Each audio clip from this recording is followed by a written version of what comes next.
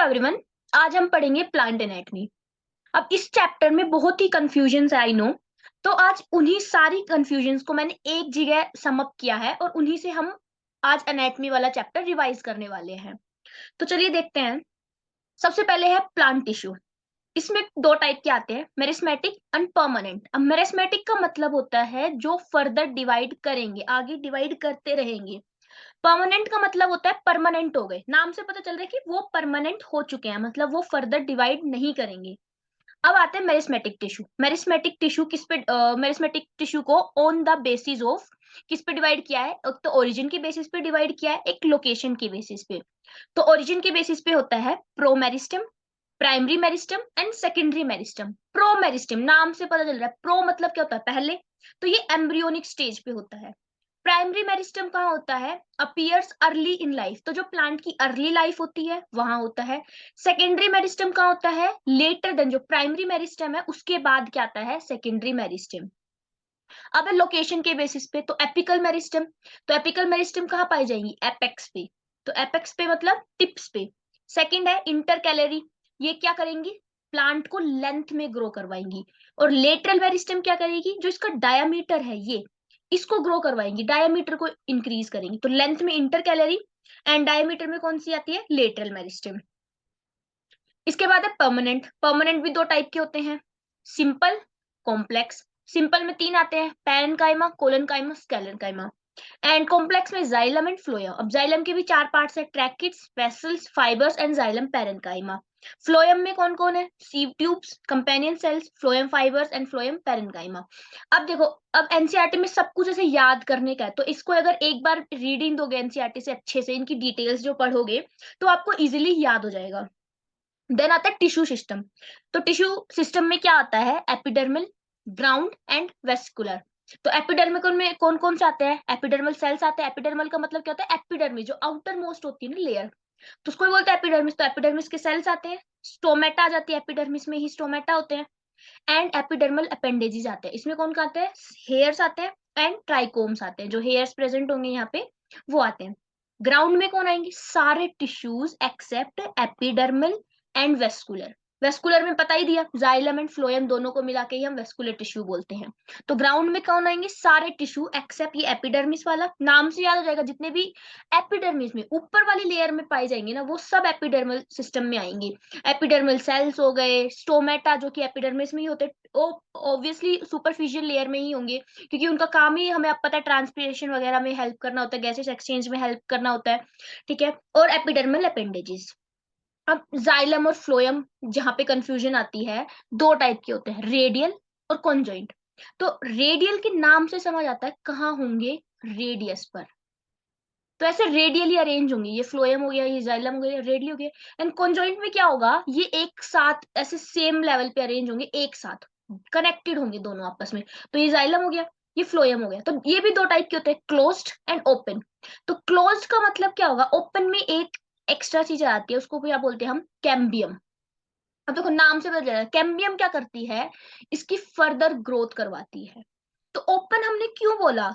Just because it is open to growth. और close हमने क्यों बोला? क्योंकि ये बंद हो चुका है, ये फर्दर अब डिवाइड या फिर ग्रो नहीं करेगा। पर कैम्बियम आ गया तो इसलिए ओपन हो गया। कि किससे ओपन हो गया? ग्रोथ के ऊपर हो गया, ये ग्रोथ करेगा फर्दर। तो ऐसे आप याद रख सकते हो, ओपन एंड क्लोज होते हैं। क्लोज में हमारा कोई भी कैम्बियम नहीं होगा और ओपन में कैम्बियम होगा, बिकॉज इसको ग्रोथ करनी है। अब अगली कंफ्यूजन आ जाती है, क्या क्या चीज एब्सेंट होती है? तो जिम्नोस्पर्म में क्या क्या एब्सेंट होता है? Xylem fibre, xylem vessels, companion cells और सीव ट्यूब्स, ये चार चीज एब्सेंट होगी। मोनोकोट्स में क्या क्या एब्सेंट होगा? Phloem fibre, phloem parenchyma, vascular cambium और सेकेंडरी ग्रोथ, ये एब्सेंट होगी। अब आ जाता है डाइकोट स्टेम के ऊपर। ठीक है। ये पूरा पार्ट है सेकेंडरी ग्रोथ का। अब सेकेंडरी ग्रोथ में भी बहुत कंफ्यूजन होती है। तो इसमें सबसे पहले डाइकोट स्टेम में क्या आ गया? इंट्रास्टिलर और एक्स्ट्रास्टिलर। इंट्रा मतलब अंदर और एक्स्ट्रा मतलब आउटसाइड द एपिडर्मिस। तो इंट्रा में क्या क्या आता है? सबसे पहले प्राइमरी रे बनती है। ठीक है। वो क्या बनाती है आगे जाके? वो बनाती है इंटरफेसिकुलर कैम्बियम। ठीक है। और इंटरफेसिकुलर कैम्बियम बनाता है सेकेंडरी जाइलम सेकेंडरी फ्लोएम और सेकेंडरी मेरिस्मेटिक रे बनाता है। तो ये सेकेंडरी ग्रोथ, इसलिए सारी चीजें सेकेंडरी बनेगी, कि प्राइमरी बन चुकी है। अब एक्स्ट्रासेलुलर में हाइपोडर्मिस होता है, वो क्या बनाता है, कोर कैम्बियम, और कोर कैम्बियम आगे चल के क्या बनाती है, सेकेंडरी कोर्टेक्स और कोर्क। नेक्स्ट आते हैं डाइकोट रूट। डाइकोट रूट भी दो टाइप होते हैं इसके भी, कॉन्जेक्टिव टिश्यू होता है और पेरिसाइकिल होती है। अब इसमें कौन कौन आते हैं, secondary phloem, secondary xylem and secondary meristematic रे। और पेरिसाइकिल में आते हैं कोर कैम्बियम और प्राइमरी मेरिस्मेटिक रे। अब एक और कंफ्यूजन होता है स्प्रिंग वुड और ऑटम वुड का, जो कि एग्जाम में इंपॉर्टेंट है, आ जाता है। तो स्प्रिंग वुड में क्या होगा, इन spring would is very active. ये जो स्प्रिंग वुड होती है ये बहुत एक्टिव होती है। अब इसको मैं पता कैसे याद करती हूँ, बहुत इजी इसका वे है। स्प्रिंग में हम मान लेते हैं समर टाइम ही होता है, इतना भी नहीं होता बट समर होती है। तो अब समर में हम क्या करते हैं, ज्यादा वाटर कंज्यूम करते हैं। तो प्लांट के साथ भी यही होगा, समर है तो स्प्रिंग वुड बहुत एक्टिव हो जाएंगी, और स्प्रिंग वुड क्या बनाएंगी, जाइलरी एलिमेंट्स बनाएगी लार्ज नंबर। और जाइलरी एलिमेंट्स का काम क्या होता है, वाटर को ट्रांसपोर्ट करना। अब स्प्रिंग वुड है, समर है, तो ज्यादा वाटर कंज्यूम करेंगी प्लांट्स, क्योंकि समर का टाइम है। तो क्या होगी, स्प्रिंग वुड बहुत एक्टिव होगी और बहुत ज्यादा एजाइली एलिमेंट्स बनाएगी और वाइडर वेसल्स बनाएंगी। अब वेसल्स बड़े होंगे तभी तो large amount of water contain करेंगे, अगर छोटे छोटे होंगे तो कैसे large amount of water contain कर पाएंगे। इसलिए ज्यादा जाइलरी एलिमेंट्स बनते हैं और इसलिए large amount of vessels, wider vessels बनते हैं।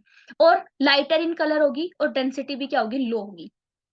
अगर आप ऑटम वुड की बात करें तो ये बिल्कुल इसके रिवर्स हो जाएगा, इसमें क्या होगा, लेस एक्टिव होगा। क्यों, क्योंकि अब ऑटम में हम याद करें तो विंटर जैसा होता है सीन, तो इसमें ये लेस एक्टिव होगा। अब ये ही लेस एक्टिव है तो जाइलरी एलिमेंट्स ऑब्वियसली कम पानी चाहिए, तो जाइलरी एलिमेंट्स भी क्या होंगे, लेस एक्टिव होंगे। और क्या आएंगे, नैरो वेसल्स बनाएंगे। बिल्कुल जस्ट ऑपोजिट, लाइटर कलर है ये डेंसर हो जाएगा, लो डेंसिटी है ये हाई डेंसिटी हो जाएगी। तो ऐसे हम इसको याद कर सकते हैं। तो ये पूरा चैप्टर का समअप था। तो इसमें आपको सिर्फ मेरिस्मेटिक टिश्यू पढ़ना है, परमानेंट टिश्यू पढ़ना है, टिश्यू सिस्टम तीन टाइप के होते हैं, फिर जाइलम और फ्लोएम में जो डिफरेंस आता है वो पढ़ना है, इसके बाद सेकेंडरी ग्रोथ पढ़नी है। तो बहुत इजी है। अब एनसीईआरटी से तो पढ़ना ही पड़ेगा खुद से, चाहे हम कितना ही यूट्यूब वीडियोस देखें पर खुद से तो पढ़ना ही पड़ता है।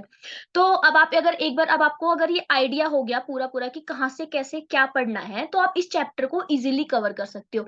तो बस मैंने ये सिंपल सा ट्राई किया था आपके लिए चैप्टर को इजी बनाना, चैप्टर की पूरी समरी आपके सामने मैंने रख दी, क्या क्या है चैप्टर में और क्या क्या पढ़ना है। Thank you so much.